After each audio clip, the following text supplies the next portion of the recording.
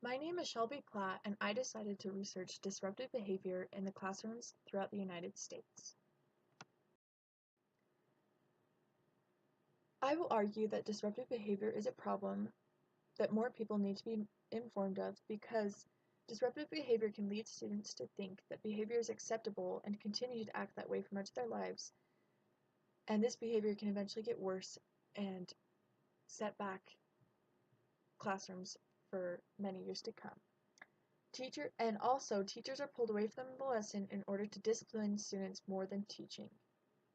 Lastly, students surrounded by disruptive behavior have their own education put at a standstill. The person that I have chosen to share this information with and write this presentation for is Suzanne Wynn. She is a proctor for college classes at Lone Peak High School and would really be helped by learning this information. She deals with disruptive behavior in her classroom quite often and knows how to handle it, but she needs to be a little bit more informed of what it can look like and what needs to be done specifically for it. And I think by telling her reasons and answers about what the issue is will really help her to understand how big the problem really is.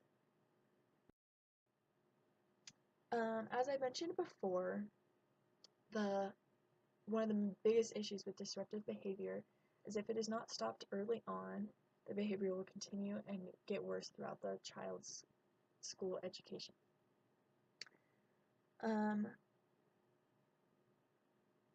Johnston wrote and said, improving the overall behavioral climate of the school also reduces the incidence and severity of more serious violations. This goes along exactly with what I was saying about stopping behavior early on. By stopping the behavior early on in a child's education, it prevents the behavior from getting worse and from spreading throughout the school. If you see one person acting disruptively and having poor behavior, more and more students are more likely to behave that way. This can put a huge setback on the environment that children are learning at and dealing with on the daily basis. Teachers then have to help with the behavior problems instead of teaching, as I will discuss on this next slide. Second argument is that instead of teaching, teachers have to discipline over and over again each and every day. This is a huge problem that teachers should not be dealing with. Teachers have a main job, and that is to teach and educate students. They don't sign up to discipline and fight the students on their behavior, but they signed up to teach the students. They signed up to educate them on what they need to learn in the curriculum that they are supposed to be taught. Lorraine says they respond to negative student behavior in ways that communicate that the teacher is in control, that there are parameters for acceptable behavior, that the classroom is safe, and that the individual relationships with students will always be positive and supportive. This is proof that if a teacher has good relations with the students, then the students will be much more likely to listen to them and to pay attention rather than goofing off and disrupting the classroom and what the teacher is trying to teach. This is a sure way to make sure that the students are getting the education that they need and that teachers are getting through the lessons that they need to get through. If the teacher doesn't get through the lessons, then students can't learn as much, and then the teachers have even more stress put on them because they have to teach many more lessons in a quicker amount of time. This can also put a stress on the students because some may not learn as quickly and have to adapt to this change and learn how to grasp and understand all that information in a much quicker time than they originally would need to. Many teachers are then forced to take care of bullying and other issues that students can cause, which can really take them away from their day-to-day planning based on what they've already planned to do for the lesson. And again, this can really set back their whole rest of the year, even depending on how much they had planned ahead. But overall, if a teacher is having to discipline more than they are teaching, teachers and students are going to get frustrated with the environment that they are being forced upon. The last argument is that being surrounded by disruptive behavior is extremely distracting. We've all been in a class before where there's a kid who's goofing off or talking out of turn and interrupting the teacher over and over again. And we've all experienced this, and we know how distracting it can be. And this distraction can really set back the overall learning that a student has the capability of. If a student is forced to deal and be surrounded with and by disruptive behavior, they are much less likely to learn the information as easily. They will be distracted and not be able to pay attention. And this is a problem that should not even be happening in the first place. Jacobson said regarding disruptive behavior that disruptive behavior in the classroom takes away attention from other students, impairs the classroom learning environment, and increases teacher burnout rate. If a student can no longer learn because of how disruptive behavior is, that's where we really have a huge problem.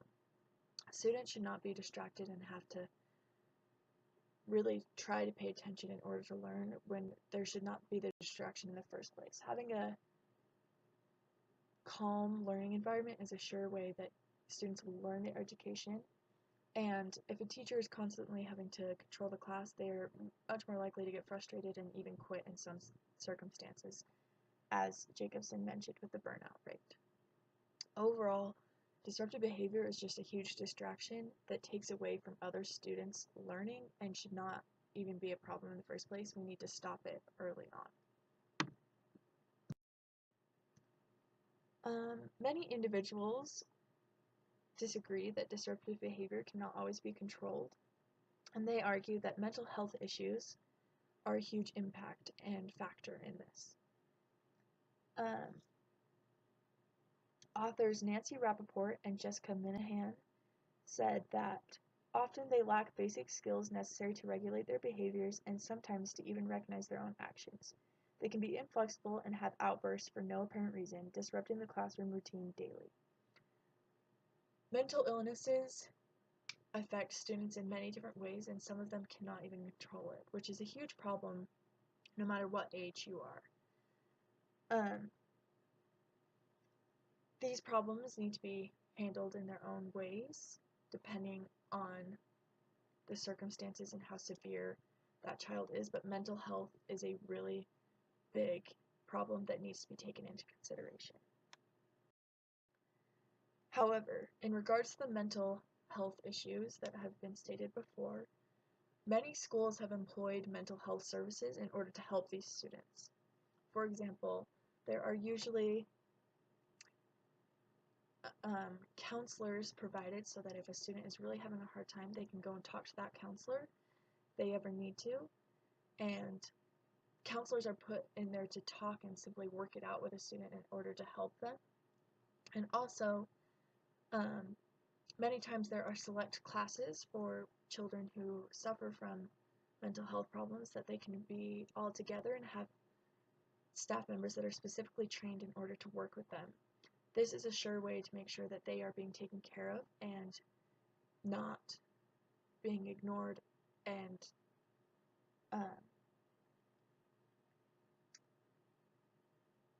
forgotten. But this is a really big thing that Jacobson said and touched on, that educators all know the importance and use of mental health services at their school. So teachers know that mental health specialists need to be there in order to help people. Throughout this research assignment, I did not find too many challenges.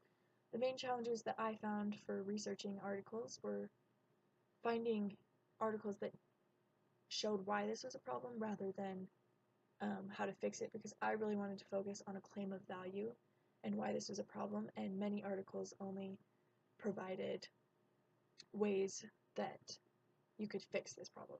But other than that, I really enjoyed the research that came along with this topic. And this is my sources page.